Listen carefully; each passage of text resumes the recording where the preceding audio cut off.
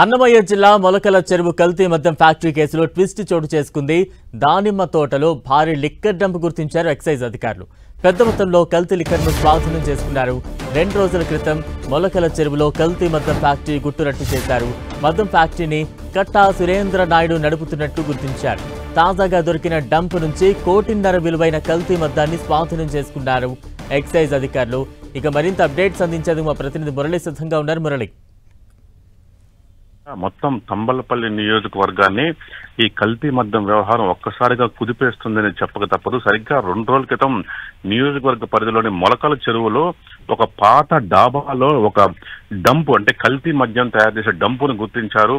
ఆ ఎక్సైజ్ అధికారులు పోలీసుల సాయంతో మెరుపు దాడి చేశారు. ఇక్కడ ఏకంగా సుమారు 1.5 కోటి ఖరీదైన కల్తీ మద్యాన్ని స్వాధీనం చేసుకున్నారు. ఇక్కడంతా కూడా అత్యాధునిక యంత్రాలంతా కూడా తీసుకువచ్చి వారే ఓన్ గా స్పిరిట్ తో లిక్కర్ తయారు చేసి వాటికంతా బాటల్లో నింపి స్థానికంగా ఉన్న మద్యం దుకాణాల ద్వారా వాటిని విక్రయిస్తూ ఉన్నారు. మొత్తంగా ఈ డంపును స్వాధీనం చేసుకుని దీన్ని విచారించినప్పుడు ఒక 2 పేర్లు పోలీసులు గెలువు చూస్తే అందులో ఒకరు సురేంద్ర నాయుడు, మరో వ్యక్తి రాజేష్. వీళ్ళిద్దరికి కూడా కొంత తెలుగుదేశం పార్టీతో సంబంధాలున్న ఈ నేపథ్యంలో ఈ కేసును మరింత లోతుగా దర్యాప్తు చేసినప్పుడు ఇదే సురేంద్ర నాయుడు చెందిన ఏదైతే దానిమ్మ తోటలో ఈవేళ మరోసారి ఎక్సైజ్ అధికారులు తనిఖీలు నిర్వహించగా ఆ దానిమ్మ తోటలో అక్రమంగా దాచి ఉంచిన కల్తీ మద్యం సీసాలను భారీగా స్వాధీనం చేసుకున్నారు. స్వయంగా ఎక్సైజ్ సిఐ హిమబంధు అట్లాగే ఇతర ఎక్సైజ్ సిబ్బంది అంతా కూడా ఒక్కసారి ఇక్కడ మెరుపు దాడి చేసినప్పుడు సురేంద్ర నాయుడుకి చెందిన ఈ తోటలోనే ఈ కల్తీ మద్యం దొరికింది. ఇంకా వారి ఇళ్లలోని ఇతర ప్రాంతాల్లో కూడా ఇవన్నీ కూడా కొనసాగుతున్నాయి. ప్రధానంగా ఏదైతే నియోజకవర్గ ఇన్ఛార్జిగా ఉన్న టీడీపీ నేతకు సంబంధించిన జయచంద్ర రెడ్డికి సంబంధించిన అనుచరులుగా వీరిని చెప్తూ ఉన్నారు. అయితే ఈ వ్యవహారంలో ఆయనకి సంబంధం ఉందా లేదా మాత్రం ఇంకా తేలాల్సింది. మొత్తంగా నియోజకవర్గంలో గత 3 రోజులుగా ఈ అంశం అట్టుడికిపోతోంది.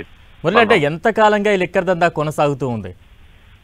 అంటే నిజానికి దాదాపు ఒక 6 నుంచి 8 నెలలుగా ఈ వ్యవహారం కొనసాగుతున్నట్టు అనుమానిస్తున్నారు. ఏకంగా ఒక చిన్న ఫ్యాక్టరీని వీళ్ళు ఓపెన్ చేసి మొలకల చెరువులో ఈ మద్యాన్ని తయారు చేస్తూ ఇందుకోసం వేల లీటర్ల స్పిరిట్ తెప్పించుకుంటున్నారు. ఇతర ఏదైతే మద్యం తయారీకి సంబంధించిన వస్తువులంతా విడి పదార్థాలు తెచ్చి వీళ్ళే ఓన్ గా లిక్కర్ తయారు చేసి ప్లాస్టిక్ సీసాల్లో వాటిని అంటించి వాటి మీద స్టిక్కర్లు అంటించి లేబుల్ వేసి నేరుగా మద్యం దుకాణాలు సరఫరా చేస్తున్నారు. అయితే నిజానికి ఇట్లాంటి మద్యం బాటిల్ కూడా వాటిని దుకాణంలో కొనుక్కోకూడదు. అయితే మొత్తం ఒక పెద్ద స్కామ్ లాగా తెలుస్తుంది. దీనిపైన ఒక లోతైన దర్యాప్తు కొనసాగుతోంది. Balaram, right, thank you Murali.